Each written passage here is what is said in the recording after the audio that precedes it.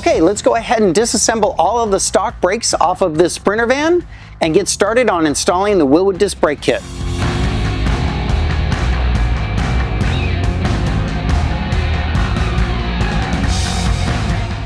Okay, we've got the stock brakes off of the rear of this Sprinter van, but what we need to do first, before we get into cleaning any of our components, is trim the backing plate that's on the rear end.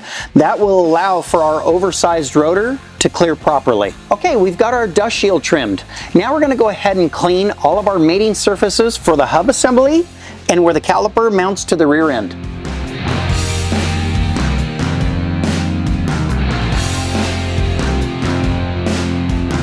Let's go ahead and install our rotor using the same set screw to hold it in place.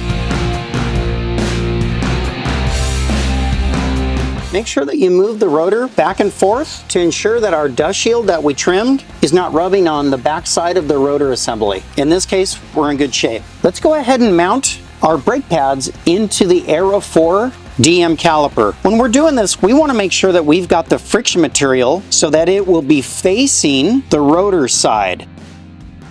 Once you've got the brake pads installed, install your brake pad pins.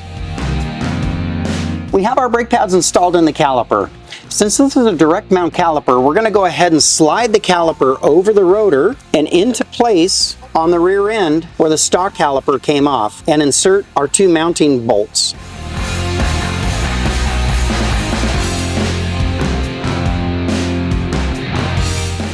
Now that we've got the caliper installed onto the rear end, what we're going to do is make sure that our caliper is centered over the rotor and that our pad height is correct. In this case, everything looks great. The other thing that we always want to check is that we have no interference between the rotor assembly, the backing plate, and the caliper and brake pads we just installed. Now that we know that the caliper and brake pads are centered over the rotor, we're going to go ahead and take each of our mounting bolts that are holding the caliper onto the rear end, each of them out one at a time, apply our red Loctite, and torque to the specification in your installation sheet.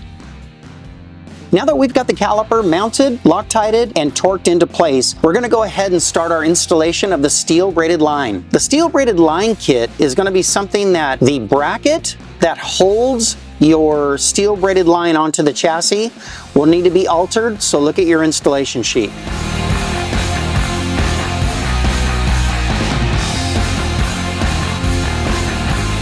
Go ahead and apply a little bit of oil onto this grommet so that the grommet slides onto your stainless steel brake line a little bit easier.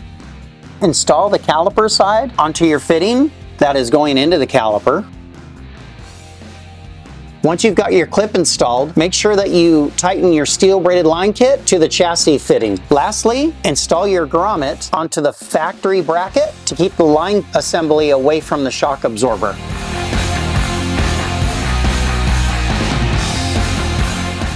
We've got our brake kit installed. We're going to go ahead and bleed the system to the OE manufacturer's specifications and go take the vehicle for a ride and bed the brakes in per the instructions. If you have any other questions about this brake kit installation, feel free to give Wilwood a contact at wilwood.com or 805-388-1188.